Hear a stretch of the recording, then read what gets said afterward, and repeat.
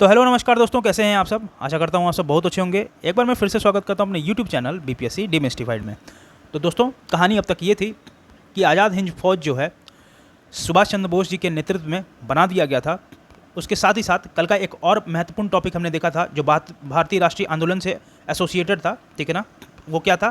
Cabinet mission. किस तरीके से एवी अलेक्जेंडर, सर पैथक लॉरेंस और सर स्टेपर्ड क्रिप्स जैसे जो ब्रिटिशर्स थे, जो कमेटी थी, जो कमीशन थी, किस तरीके से भारत आता है और उसने किस तरीके से भारत की रूपरेखा बनाने में, भारतीय स्वतंत्रता में किस तरीके से मदद किया, वो हम लोग ने देख लिया था।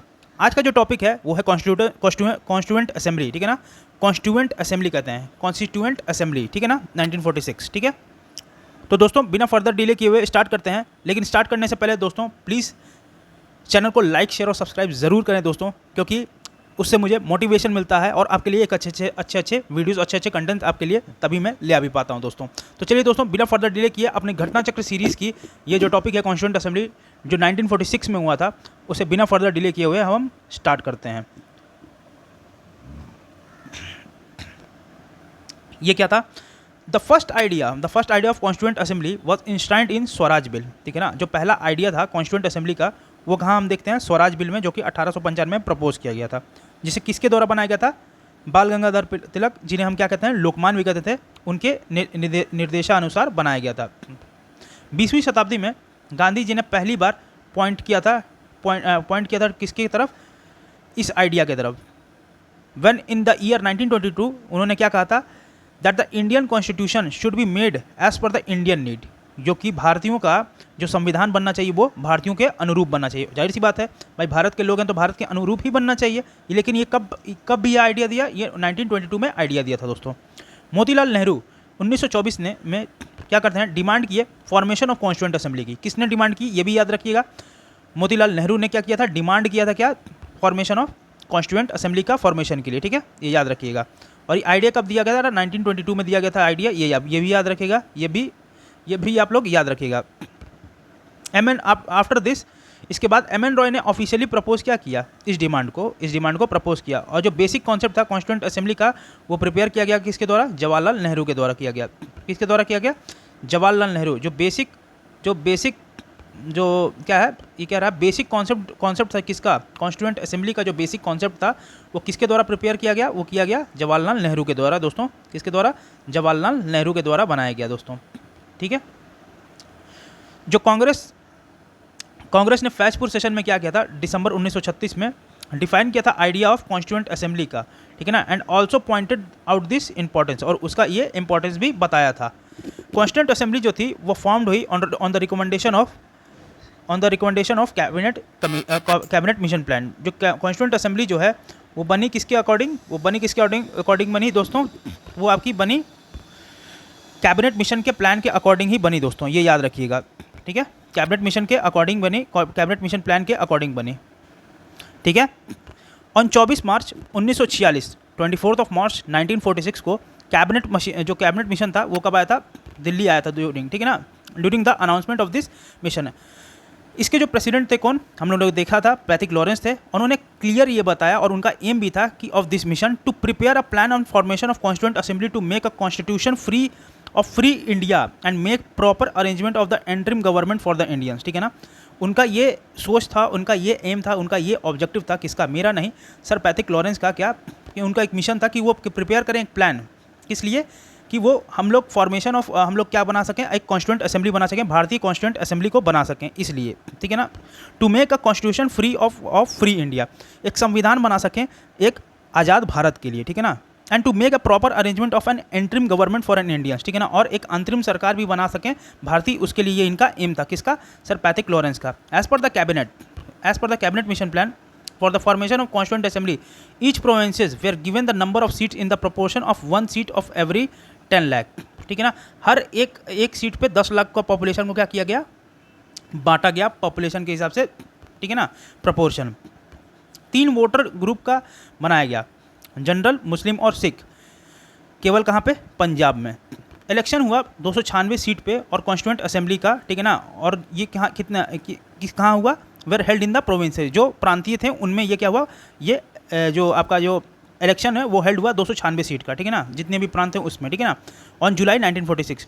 इसमें से क्या हुआ, कॉन्स्टिट्यूंट असेंबली में क्या हुआ कि 208 जो थे कांग्रेस मेंबर वो इलेक्ट हुए थे, ठीक है ना, और 73 मुस्लिम लीग कैंडिडेट क्या थे, वो क्या थे, जीते थे, एंड 15 जो थे अन्य लोग जो थे वो भी जीते थे। अब बात करें तो मोहम्मद अली जिन्ना की, वो क्या थे, मेंबर नहीं थे कॉन्स्टिट्यूंट असेंबली का, ये याद रखने वाली बात है, ये याद रखने वाली बात है। मोहम्मद अली जिन्ना क्या थे, कॉन्स्टिट्यूंट असेंबली के मेंबर नहीं थे। जो पहला सेशन था कॉन्स्टिट्यूंट असेंबली का वो हेल्ड हुआ 9 दिसंबर 1946 को। डॉक्टर सच्चिदानंद सिन्हा जो थे उसके फर्स्ट प्रोविंशियल प्रेसिडेंट थे, ठीक है ना, पहले प्रोविंशियल प्रेसिडेंट कौन थे, सच्चिदानंद सिन्हा, ये भी इंपॉर्टेंट है दोस्तों, याद रखिएगा। दिन है वो 11 दिसंबर 1946 का, ठीक है ना, जहाँ पे सेकंड मीटिंग होता है, कहाँ पे, दिल्ली में, और डॉक्टर राजेंद्र प्रसाद को क्या किया जाता है, राष्ट्रपति चुन लिया जाता है, और इंडियन कॉन्स्टिट्यूशन जो होता है वो अडॉप्ट करता है 26 नवंबर 1949 को अडॉप्ट कर लिया जाता है। At the time of formation के समय जो कॉन्स्टिट्यूंट असेंबली थी वो क्या थी, संप्रभु नहीं थी, संप्रभु इंस्टीट्यूशंस नहीं थी। 14 अगस्त 1947 को क्या होता है, कॉन्स्टिट्यूंट असेंबली जो होता है डिक्लेयर करता है एक सॉवरेन बॉडी, क्या एज अ सॉवरेन बॉडी, क्या उसको डिक्लेयर किया जाता है, of Indian union, with doctor Rajendra Prasad and it's president. जीवी मावलंकर जो थे वो क्या करते हैं, हेल्ड करते हैं ये पोस्ट को of speaker of central legislative assembly और the speaker of Indian parliament, ठीक है ना, ये क्या थे, स्पीकर थे सेंट्रल लेजिस्लेटिव असेंबली के, ठीक है ना, फ्रॉम द ईयर 1946 टू 14 अगस्त 1947, ठीक है, and become the first speaker of Lok Sabha after the first independence. और ये क्या बन जाते हैं, पहले लोकसभा स्पीकर भी बन जाते हैं आज़ाद भारत के, ठीक है, ये क्या बनते हैं, he was speaker of Lok Sabha from 1952 to 1956, ठीक है ना, जीवी मावलंकर जो होते हैं ये पहले स्पीकर भी बनते हैं, ठीक है ना, और इनका रिजाइम जो होता है as a speaker of Lok Sabha वो रहता है 1952 से 1956 के बीच में।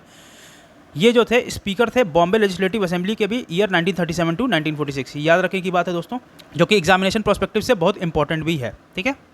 तो चलिए दोस्तों, हम लोग ने कैसे कॉन्स्टिट्यूएंट असेंबली की फॉर्मेशन हुआ, कब हुआ और क्या ऑब्जेक्टिव तो हम लोग ने देख लिया है। अब देखिए, देखना ये है कि अब इसका ऑब्जेक्टिव के साथ तो हम लोगों ने ऑब्जेक्टिव सारे देख लिए थ्योरी के, कि क्या ऑब्जेक्टिव था, क्यों बनाना चाहते थे, क्या उनका एम था, किसका, एवी अलेक्जेंडर, सर पैथिक लॉरेंस और आपका सर स्टेपर्ड क्रिप्स का, और भारतीय भी चाहते थे कि उनको भी क्या मिले, एक अपना कॉन्स्टिट्यूशन, अपना संविधान, अपना आइन बनाने का उनको भी अधिकार होना चाहिए, ठीक है ना। चलिए दोस्तों, अब इसके थ्योरी को हम लोग ने देख लिया है। अब एग्जामिनेशन प्रोस्पेक्टिव से जितने भी इंपॉर्टेंट क्वेश्चन हैं, ठीक है, जितने भी इंपॉर्टेंट क्वेश्चन है दोस्तों उनको बिना फर्दर डिले किए हुए देख लेते हैं, क्योंकि दोस्तों अगर अभ्यास नहीं है तो इन थ्योरी का भी कोई मतलब नहीं है दोस्तों, क्योंकि कुल मिला के हमें क्या देना है, अंतिम में एग्जाम देना है, तो अभ्यास करना जरूरी है। तो आ जाते हैं प्रश्न संख्या 1 क्वेश्चन नंबर 1 की तरफ। Which one of the following first mooted the idea of a constituent assembly to frame a constitution for India. वो कौन सी पार्टी थी दोस्तों, वो थी कांग्रेस पार्टी 1936 की, ठीक है, कांग्रेस पार्टी 1936 की थी, वो याद रखिएगा, ठीक है। जो आइडिया था संविधान, कॉन्स्टिट्यूशन ऑफ इंडिया का, भारत के संविधान का, वो देखा गया था स्वराज विधायक ऑफ 1895, ठीक है ना, वासिन इन स्वराज विधेयक, स्वराज विधेयक में हम लोग देखा, विधायक नहीं भैया, वो विधायक थोड़ा सा समझ ही रहे हैं, विधायक आ जाता है, कोई बात नहीं है, स्वराज विधेयक में देखा गया 1895 में, ठीक है, पहली बार। लेकिन ऑफिशियली इसे क्या कहा गया, फैसपुर कांग्रेस सेशन में कहा गया 1936 में। इसकी अध्यक्षता कौन कर रहा था दोस्तों, ये बताइए। तो इसकी अध्यक्षता कौन कर रहा था दोस्तों, इसकी अध्यक्षता कोई और नहीं जबकि जवाहरलाल नेहरू कर रहे थे दोस्तों, याद रखिएगा। इस सेशन में जो कॉन्स्टिट्यूएंट असेंबली का था वो वास्टली ये इसी में क्या किया था, बहुत ही अच्छे तरीके से एक्सप्लेन किया गया था, और ये नोटेबल है, इट इज़ नोटेबल दैट, ठीक है ना, स्वराज जो पार्टी है, ठीक है ना, वो 1900 क्या कहा जाता है, would be party in 1934 that it would be the correct answer. लेकिन स्वराज पार्टी क्या किया था, डिमांड किया था development of constituent assembly in Ranchi 1934, इसलिए जो है हमारा कांग्रेस पार्टी 1936 आंसर सही होगा, ठीक है।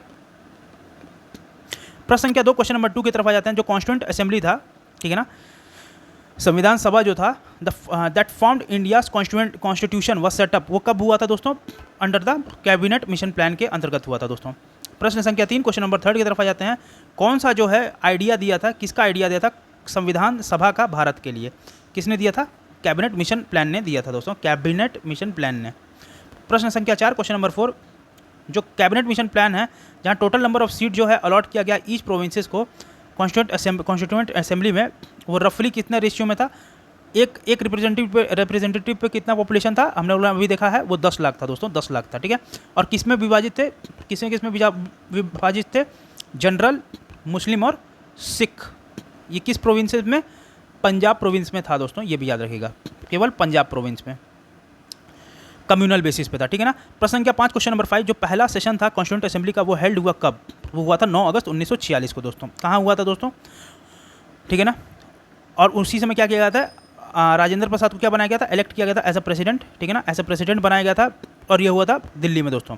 प्रश्न संख्या 6 क्वेश्चन नंबर 6, प्रश्न संख्या 6 पे आ जाते हैं। Question number 6, who among the following was the president of the Indian constituent assembly, वो कौन थे, डॉक्टर राजेंद्र प्रसाद थे दोस्तों, याद रखिएगा।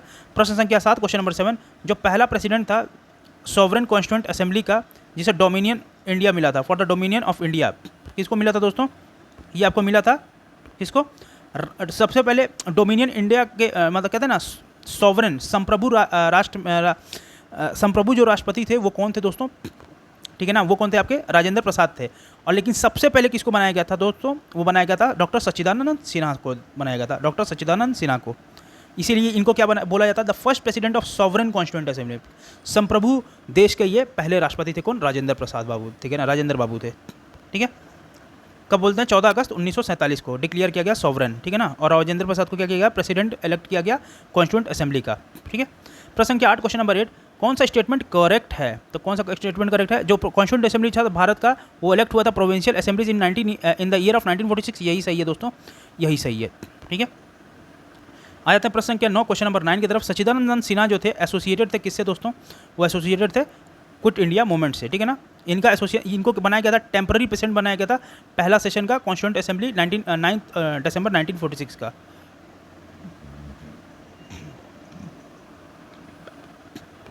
आ जाते हैं प्रश्न संख्या 10 क्वेश्चन नंबर 10 की तरफ। कौन जो है हेल्ड किया था office of speaker in central legislative assembly of British era and the parliament of free India, किसने किया था, तो किया था जीवी मावलंकर जी ने, याद रखेंगे कौन, जीवी मावलंकर जी ने, ठीक है। आइए इसका एक्सप्लेनेशन देख लेते हैं। जीवी मावलंकर जो थे वो क्या थे, हेल्ड किए थे ऑफिस स्पीकर का कब किए थे, सेंट्रल असेंबली लेजिस्लेटिव असेंबली का ब्रिटिश एरा में 1946 टू 14 अगस्त ऑफ 1947 के बीच में किए थे। और वो स्पीकर रहे थे लोकसभा के इंडिपेंडेंस इंडिया के 1952 से 1956 के, जो कि एक बहुत ही लंबा समय होता है दोस्तों। वो क्या थे, प्रेसिडेंट भी थे लेजिस्लेटिव असेंबली के of Bombay province from 1937 to 1946। तो चलिए दोस्तों, बहुत अच्छे तरीके से हम लोग ने ये देख लिया। अगला टॉपिक हम लोगों का है वो है formation of interim government of 1956। जो फॉर्मेशन हुआ था अंतरिम सरकार का 1946 में, आइए दोस्तों उसको भी देख लेते हैं दोस्तों। चलिए तो स्टार्ट करते हैं। 12 अगस्त 1946 का वो दिन था, 12 अगस्त 1946 का वो दिन था जब लॉर्ड वेवेल ने इनवाइट किया था कांग्रेस प्रेसिडेंट जवाहरलाल नेहरू को कि वो क्या करें, फॉर्म करें इंतरिम गवर्नमेंट को, अंतरिम गवर्नमेंट की रूपरेखा को तैयार करें दोस्तों। 24 अगस्त 1946 को किसके लीडरशिप में, जवाहरलाल नेहरू के लीडरशिप में कांग्रेस ने अनाउंस किया पहला अंतरिम गवर्नमेंट भारत का, कब, 2 सितंबर 1946 को। पहला अंतरिम गवर्नमेंट जो था भारत का वो फॉर्म हुआ, ठीक है ना, जिसमें मुस्लिम लीग ने पार्टिसिपेट नहीं किया था दोस्तों, याद रखिएगा। पहले अंतरिम गवर्नमेंट के सरकार में क्या हुआ, मुस्लिम लीग ने क्या किया, पार्टिसिपेट नहीं किया दोस्तों, ठीक है, पार्टिसिपेट नहीं किया। पहला अंतरिम गवर्नमेंट का जो था भारत का, जिसमें 2 सितंबर 1946 को ये फॉर्म हुआ था पहला इंटरिम गवर्नमेंट। और भारत में क्या हुआ, ये फॉर्म हुआ और इसमें मुस्लिम लीग ने ये क्या हुआ, पार्टिसिपेट नहीं किया शुरुआत में पार्टिसिपेट शुरुआत में नहीं किया। डॉक्टर राजेंद्र बाबू जो थे, डॉक्टर राजेंद्र प्रसाद जिनको कहते हैं राजेंद्र बाबू, मेरा बोलने का आदत है, बहुत आदरणीय हैं, ठीक है ना, बिहार के लाल हैं, रहे बिहार की भूमि से, उनकी जन्मभूमि भी रही और कर्म भूमि भी रही और देश का नाम रोशन भी किए। बिहार से इनका क्या था, नाता था, ठीक है ना, डॉक्टर राजेंद्र प्रसाद का।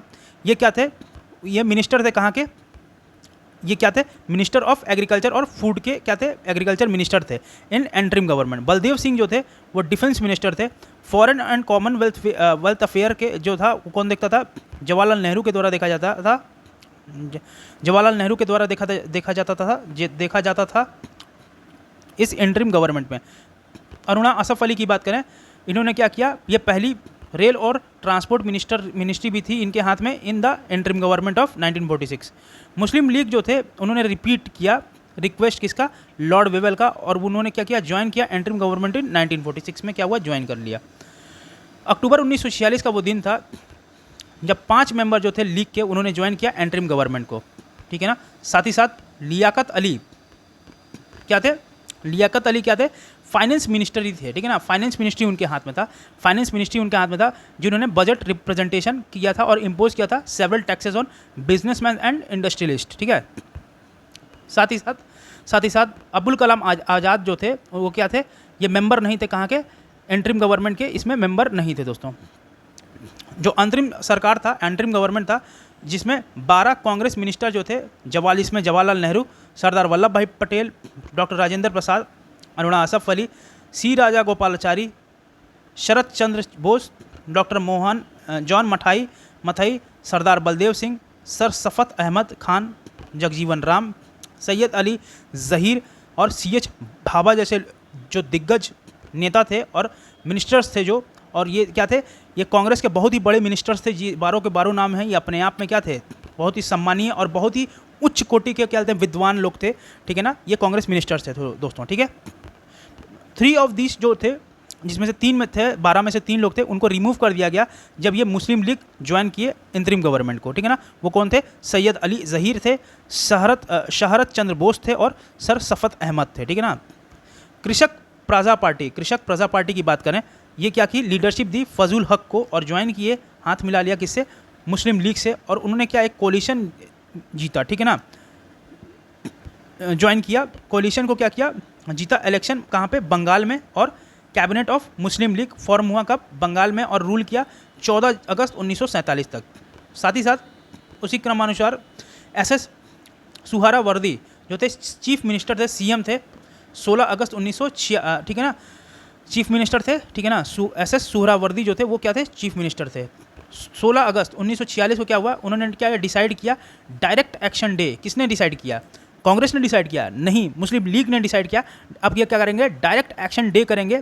कौन करेगा, मुस्लिम लीग क्या डिसाइड की, 16 अगस्त 1946, जिसे हम डायरेक्ट एक्शन डे के नाम से भी जानते हैं, जिसे मुस्लिम लीग ने किया था।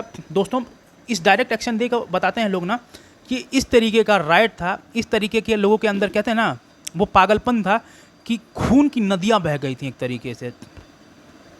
और जब गांधी जी इस दृश्य को देखे ना तो कहते हैं ना कि वो उनको एक कहते हैं ना एक आदमी घबरा जाता था कि ये भाई क्या कहते हैं, भाई थे, हिंदू मुस्लिम भाई थे, और ये कैसे हो गया कि इतना प्यारा देश है उसका अब विभाजन होने के लिए लोग क्या हो गए हैं, खून के प्यासे हो गए हैं दोस्तों। तो दोस्तों आज भी देखते हैं, आज के भी जीवन में क्या है, ये प्रासंगिक है, लोग भाई को नहीं पूछते हैं, ठीक है ना। तो ये एक दूसरा संदर्भ है, मैं एक रीज़न बता रहा हूँ कि लोगों की सोच कैसी होती चली जा रही है।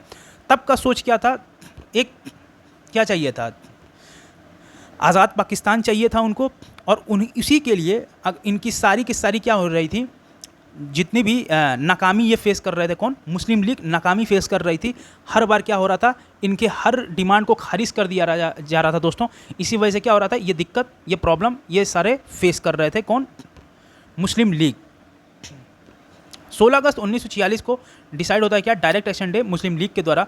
और मुस्लिम लीग ने क्या किया, डिमांड किया इंडिपेंडेंट एंड सॉवरेन पाकिस्तान की, कि वो संप्रभु पाकिस्तान की क्या करते हैं, कामना करते हैं, एक अलग इंडिपेंडेंट, भारत से जुड़ा हुआ हिस्सा नहीं, भारत से अलग क्या डिमांड करते हैं, एक अलग देश की मांग करते हैं, जिसे हम सॉवरेन मतलब कहते हैं संप्रभु पाकिस्तान की डिमांड करते हैं। आफ्टर इट्स मेंबर, उसके बाद उनके जो थे मेंबर जो थे वो क्या किए, रिज़ाइन कर दिए। जब वो क्या हुआ, मुस्लिम लीग ने डिमांड किया इंडिपेंडेंट पाकिस्तान का, सॉवरेन पाकिस्तान का, स्टेट का। उसके बाद क्या हुआ, मेंबर जो थे उसके रिज़ाइन कर दिए अंतरिम गवर्नमेंट से। जो इंटरिम गवर्नमेंट में जो तो उनके मेंबर थे, इन 3 मेंबर का नाम जिसका बताया गया है, कौन कौन थे, वो आपका सैयद अली ज़हीर थे, शहरत चंद्र बोस जैसे, और सर सफ़त अहमद जैसे लोग जो थे, ये क्या थे, जा करके लीग के साथ जुड़ गए थे। और उनके साथ जैसे ही देखते हैं कि अब पाकिस्तान अलग बनने वाला है, तो वो जो है अंतरिम सरकार को क्या हुआ, छोड़ करके आकर के पाकिस्तान के साथ, पाकिस्तान को नया देश बनाने के लिए उसके मुहिम में लोग जुट जाते हैं। On the direct action day, writing activities जो मैं बता रहा था, दंगा हर जगह ये क्या था, प्रिवलेंट था, ठीक है ना। हर जगह दंगा, खून ही खून हर जगह, समझ लीजिए। एक कहते हैं ना, एक भयावह दृश्य, जैसे एक हिरोशिमा नागासाकी में तो समझ लीजिए पलक झपकते लोग खत्म हो गए थे, लाखों लोग। यहाँ पलक झपकते लाखों लोग नहीं खत्म हुए थे, लेकिन लाखों जाने, लाखों आशाएं, ठीक है ना, कहते हैं ना एक संबंध, वो खत्म हुआ था दोस्तों उस दिन, डायरेक्ट एक्शन डे के दिन, ठीक है ना।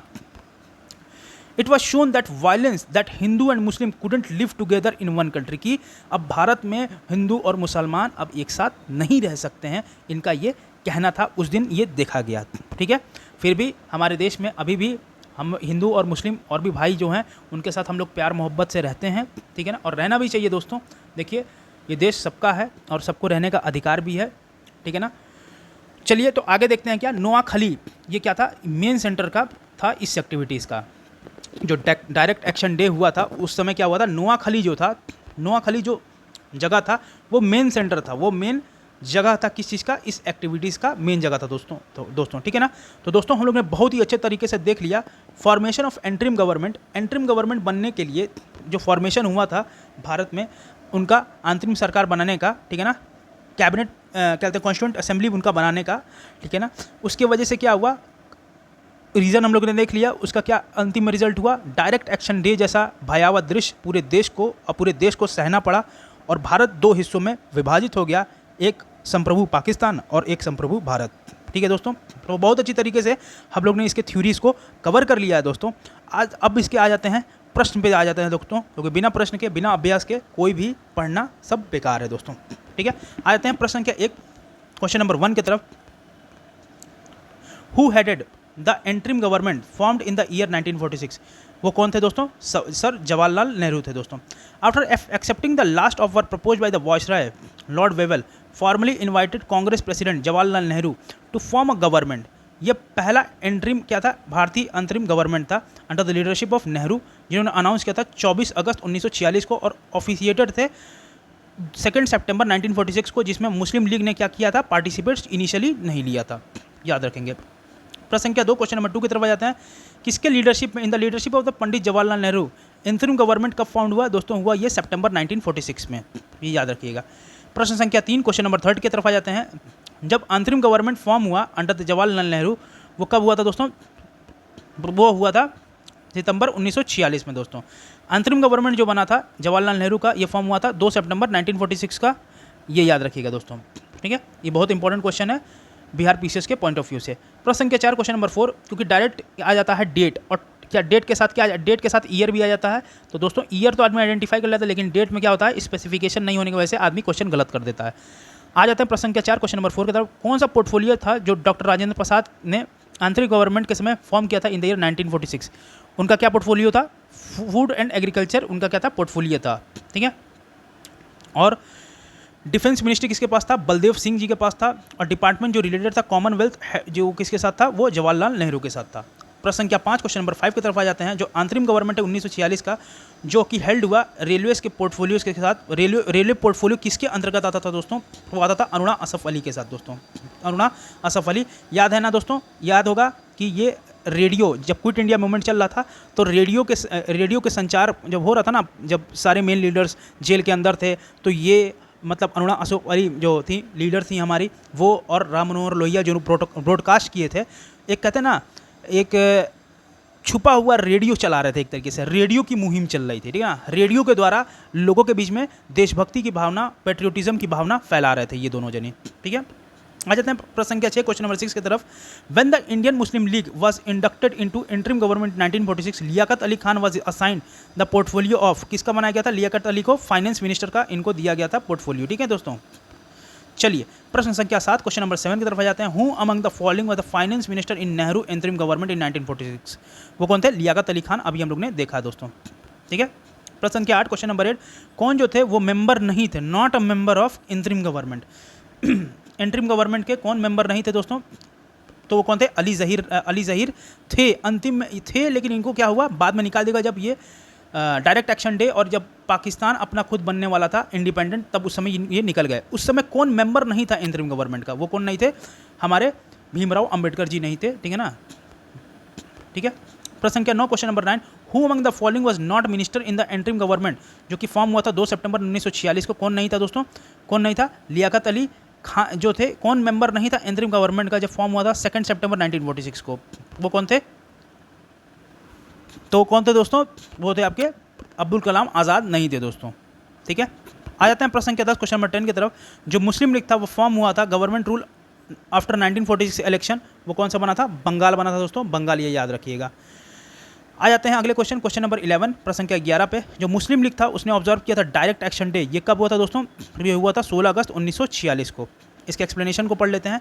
16 अगस्त 1946 को वो डेट था जब डिसाइड हुआ कि मुस्लिम लीग जो है वो डायरेक्ट एक्शन डे करेगी। ठीक है ना। मुस्लिम लीग ने डिमांड किया सेपरेट पाकिस्तान का और उन्होंने रिजेक्ट किया एंट्रीम गवर्नमेंट कैबिनेट के डिसीजन को और वाइसराय के डिसीजन को दोस्तों। ठीक है ना।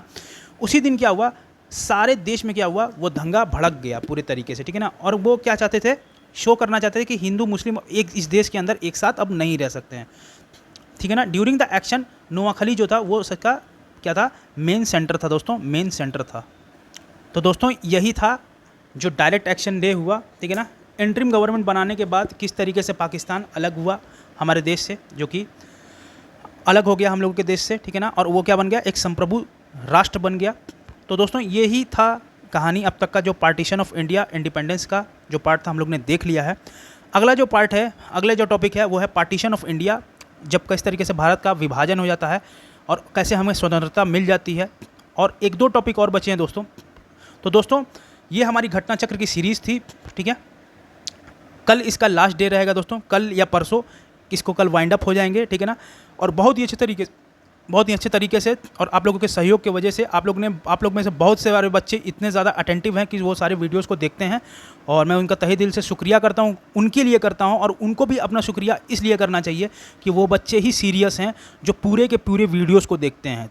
जो बच्चा पूरा वीडियो नहीं देखता है, सही बताऊँ दोस्तों, वो कहते हैं ना मिठाई का दुकान लगा हुआ है। कभी गए तो उसके दुकान से खा लिए कुछ, कभी दूसरे की दुकान से खा लिए, कभी तीसरे की दुकान से खा लिए। ऐसे कुछ नहीं होगा दोस्तों। आइए पढ़िए तो पूरा पढ़िए, वरना मत पढ़िए। सीधी सीधी बात है दोस्तों। बड़े कहते हैं ना, कड़वी है लेकिन सच्चाई है दोस्तों, ये बात सच्चाई है। ठीक है ना। बात में सच्चाई है, क्योंकि आप लोग क्या करते हैं, अभी पढ़ लेंगे यहाँ से, फिर पढ़ लेंगे दूसरे के यहाँ से, तो क्या होगा ना, वो घचपच हो जाएगा दोस्तों। और मैं आपको गारंटी, दावा देता हूँ, दावा, जब आप बीपीएससी का एग्ज़ाम दे के आना ना, इसी घटना चक्र को मैं इसी में से दिखाऊंगा। मेरे द्वारा नहीं लिखी गई है ये घटना चक्र, लेकिन ये घटना चक्र इतनी ल्यूसिड है। सोचिए टॉपर्स क्यों इसको कहते हैं कि आप घटना चक्र पढ़ो। क्यों? क्योंकि घटना चक्र में वो एग्जामिनेशन प्रोस्पेक्टिव से ही सारी थ्योरीज को बनाया गया। इतना शॉर्ट टाइम था दोस्तों कि मैं आपको क्या करता था, मैं स्टैंडर्ड बुक्स पढ़ाने आपको लगता ना तो समय निकल जाता। लेकिन मैं आपसे वादा करता हूँ जब ये एग्ज़ाम ख़त्म हो जाएगा तो मैं स्टैंडर्ड बुक्स पढ़ाऊँगा दोस्तों। ठीक है ना। लेकिन टाइम इतना शॉर्ट है और बिहार के बच्चों के लिए कि मैं खुद ही ये चाहता हूँ कि उनका भला हो जाए। और सारे वीडियोज़ के जितना जैसा कमिटमेंट किया है कि आपको बिहार स्पेशल मिलेगा तो मिलेगा, साइंस से रिलेटेड मिलेगा तो मिलेगा। और कहूँ ना, अंतिम के 15 दिन केवल एमसीक्यू, वैराइटीज़ ऑफ एमसीक्यू हम प्रैक्टिस करेंगे। इतने ज़्यादा प्रैक्टिस करके एमसीक्यू जाएंगे ना कि एग्ज़ाम में सवाल अगर हमसे नहीं बनेगा ना, इतना कॉन्फिडेंस रहेगा बच्चों को, अगर हमसे नहीं बनेगा ना तो किसी से नहीं बनेगा सवाल। इस कॉन्फिडेंस से पढ़ाई कीजिए दोस्तों।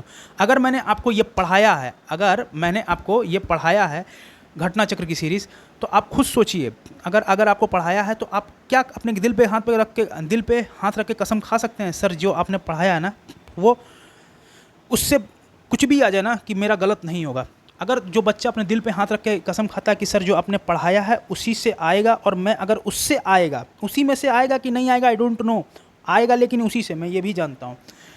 आई डोंट नो का कहने का मतलब ये है कि भाई कुछ लोग कह देंगे अरे वो वाला क्वेश्चन नहीं मिला तो सर बताओ अब हम कहाँ से करें। देखो भैया 100% कोई नहीं करना चाहता है और ना 100% कोई कर पाता है। 100% कौन कर सकता है? या तो जिसको पेपर पता हो, पेपर आउट हो जिसके पास, वो 100% कर पाता है। क्यों? क्योंकि ये स्टेट सर्विस एग्जाम है, उसको भी अपना लेवल, अपना भी इज्जत बचाना है। पैनल का सारा क्वेश्चन लगा देगा तो पैनल के ऊपर उंगली उठ जाएगा कि कैसा पेपर बनाते हैं कि बच्चे ही आपका 100% क्वेश्चन कहते हैं कर देते हैं।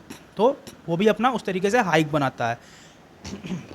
तो दोस्तों आने वाले कुछ 10 दिन के अंदर आप लोगों को ज़बरदस्त सरप्राइजेस मिलने वाले हैं। ऐसा लेक्चर, ऐसा चीज़ आपको दूंगा दोस्तों कि आप बस उसको कई बार वीडियोस को देखना, और देखता हूँ ना कसम से, जब अगर आप उसको पढ़ लोगे ना तो बोलोगे सर वाकई इससे बाहर नहीं आया। आओगे आप यहीं पे लिखोगे कि सर इससे बाहर नहीं आया और मेरा क्वेश्चन बना सर, ठीक है ना। और तब मुझे असली वो खुशी, तब रियलाइजेशन होगा। अपने मुझसे अपनी तारीफ़ करना ठीक नहीं है दोस्तों, ठीक है ना। मैं आपके लिए एफर्ट लगा रहा हूँ, एमसीक्यूज़ की सीरीज़ चला, तो एमसीक्यूज़ इसलिए ज़्यादा करा रहा हूँ। देखिए एक एंड से एमसीक्यूज़ इसलिए कराना ज़रूरी है कि एमसीक्यूज़ नहीं कराऊंगा तो क्या होगा, एग्जाम में आप लोगों को कहते हैं ना वो टेम्परामेंट नहीं मिलेगा, number of varieties of questions नहीं मिलेंगे, इसलिए मैं सारे क्वेश्चन कराते रहता हूँ दोस्तों, ठीक है।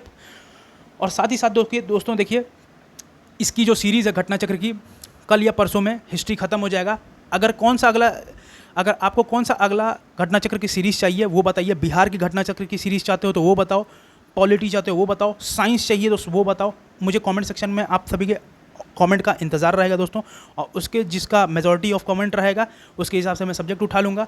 लेकिन मैं आपको एक चीज़ और बता देता हूँ कि आपके लिए जो मैं पढ़ा रहा हूँ, जो बना रहा हूँ, बायोलॉजी का अलग से, बिहार का हिस्ट्री का अलग से, एक अलग मेरा जो अपना क्रक्स नोट्स है, जिसकी वजह से मेरा मतलब समझ लीजिए कि मेरा खुद का वो बनाया हुआ नोट्स है, और मैं वो आपको दूंगा, पढ़ाऊंगा उसी के हिसाब से। देखता हूँ आपसे कैसे सवाल गलत होता है दोस्तों। तो चलिए दोस्तों, अगर कोई दिक्कत होगा या कोई परेशानी होगी तो please let me know in the comment section box, ठीक है। मिलते हैं अगले लेक्चर में दोस्तों। आप तब तक के लिए दोस्तों अच्छे से पढ़िए, स्वस्थ रहिए, मस्त रहिए, और अपना जोश को हाई रखिए, ठीक है ना। जो अभी गया वो डूब गया, समझ लीजिए। जो अभी गया ना इस समय, जो इस समय अगर अपने आप को स्टेबल नहीं कर पाएगा वो एग्ज़ाम में नहीं कुछ कर पाएगा। यही अंतिम समय में ही लोग जो होते हैं अच्छे रो करना छोड़ देते हैं नाव को, और क्या होती है, उनकी नैया डूब जाती है और सालों से मेहनत करते आते हैं। तो दोस्तों मन लगा के पढ़िए, हिम्मत मत हारिए दोस्तों, हिम्मत नहीं हारना है। करके दिखाना है माँ बाप का वो हर सपना जो उन्होंने अपने आंखों से आपके लिए देखा था, ठीक है ना, कि मेरा भी बच्चा, मेरा भी बबुआ, मेरी भी बबुनी उस एसडीएम और डीएसपी की कुर्सी पे बैठेगी, ठीक है। चलिए दोस्तों चलता हूँ, मिलता हूँ अगले लेक्चर में आपसे। तब तक के लिए दोस्तों जय हिंद, जय भारत।